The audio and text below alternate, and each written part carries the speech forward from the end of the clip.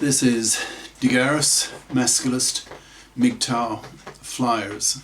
That is 2 or 3 page essays on the themes of masculism and MGTOW. This is flyer number 374, entitled "My Sister Got Divorce Raped." Description. This flyer lashes out at current divorce law that financially massacres men and increasingly FIP women who make more money than their ex-husbands. Divorce law needs to be reformed and in many instances simply thrown out. Breakup contracts, that's BCs, for no-child couples and prenups for child couples ought to be strengthened and made legally binding so as to rid the world of the massive injustices of divorce rape. The flyer itself.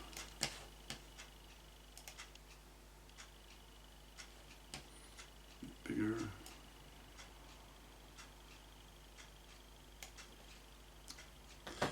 My Sister Got Divorce Raped by Prof. Dr. Hugo de Garis. Email profhugodegaris@yahoo.com. Website profhugodegaris.wordpress.com. My sister got divorce raped recently. This means that both of my siblings, a brother and a sister, have been divorce raped, and I have had half of my savings stolen from me by one of my wives. So with a track record of 3 out of 3, it's not surprising that the 3 of us agree with the millions of other people now who think that marriage sucks. It's seen increasingly as an ancient relic that needs to be scrapped, or at least heftily revised, so that it's fair to both sexes, to both partners in a relationship. I will describe what happened to my sister, then to my brother, and to me, before making suggestions on how the injustices of the current marriage contract need to be scrapped or overhauled. My sister married, or rather remarried, with a man whose identity I will not disclose, with no kids from this marriage. They separated recently, and as a result, given current marriage/divorce law in the country they live in, half of the wealth of the couple will go to him, even though he did very little to generate that wealth.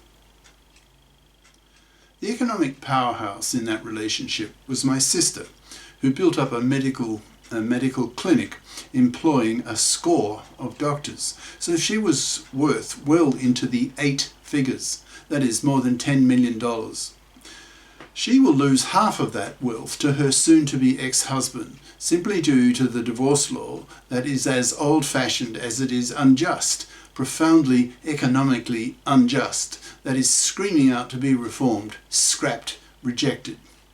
Her ex-husband hasn't really worked hard for some decades, working part-time in his wife's clinic, so it was clearly my sister who was the economic mover and shaker in this relationship of theirs. She was the one who made the big bucks, so she should not be penalised in losing half of that wealth that she accumulated through her initiative, her brains, her guts, her vision, and her risk-taking. The current marriage law, especially when there are no children involved, is what the British divorced fathers' organisations called the Parasites Charter. It allows a partner in the marriage to sit on her fat, parasitic ass, to divorce, and then to carry off half of the wealth accumulated by the labour and efforts of the other partner. This is theft. This is unjust. This sucks and has to be thrown out through political pressure. So that it's no longer possible, simply by marrying, then divorcing, to walk away with millions. That is, millions earned by the other partner. This is theft. This has to go. In the case of my brother, he married his second wife, whom I called derogatorily the big-boobed bimbo, whose sexual attraction to my brother was a lot higher than that of her brain power, to such a point that my sister nearly crossed off my brother in her mind. Not surprisingly, that marriage did not last very long. A kid resulted, so the divorce law treated my brother very badly. He was quite wealthy at the time, dealing in the construction of apartment blocks that made him a lot of money. His personal fortunes have waxed and waned several times. At the time of his divorce, he was quite wealthy, so had to fork out several $1 million to his big boob bimbo, BBB, simply because she was married to him. That's the law, and the law sucks. It needs to be changed. The BBB, in all her stupidity, who sat on her fat parasitic ass with little talent, no business enterprise, who simply squeezed out a kid that she wanted, was able to extract millions that she certainly did not deserve, having done nothing to earn that money, and to walk away with millions. Talk about a parasite's charter. In my own case, I had a Chinese wife when living in China, who suggested to me one day that I could get a better return on my savings by putting it into stocks, so I agreed. Because I was a Westerner, I couldn't read the Chinese characters on official Chinese documents, so I would just sign the dotted line, trusting my Chinese wife to make the appropriate decisions. That wife told me early on in the relationship that she would study for a PhD, which she never did. The relationship soured due largely to my growing lack of admiration and respect for her laziness, so we separated. When I went to the bank to collect my investment money, I learned that those investments were made with her signature, so by Chinese law, the money was hers. I got a divorce lawyer to sue her for a divorce and return of that money, but divorce law favours Chinese nationals, so I ended up never getting that money, half of my savings, back from her. So I felt robbed by that chink bitch. Her attitude was that quote, "A man who penises a woman pays for that woman." That attitude enrages a masculist. So, 3 out of 3. In all 3 situations, an economic injustice was committed. So what can be done for future generations so that this kind of immoral theft can no longer take place?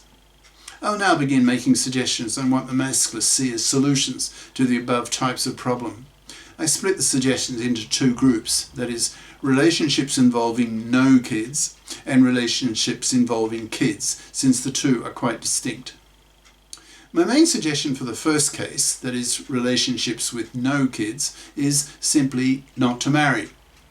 As a masculist, I propose just to twef, that is, 2A, 2F, that is, have 2 apartments, houses, abodes, and be 2 FIPs, financially independent persons, so that when the relationship goes sour, as most do, then the 2 ex-partners simply walk away at no cost to each other.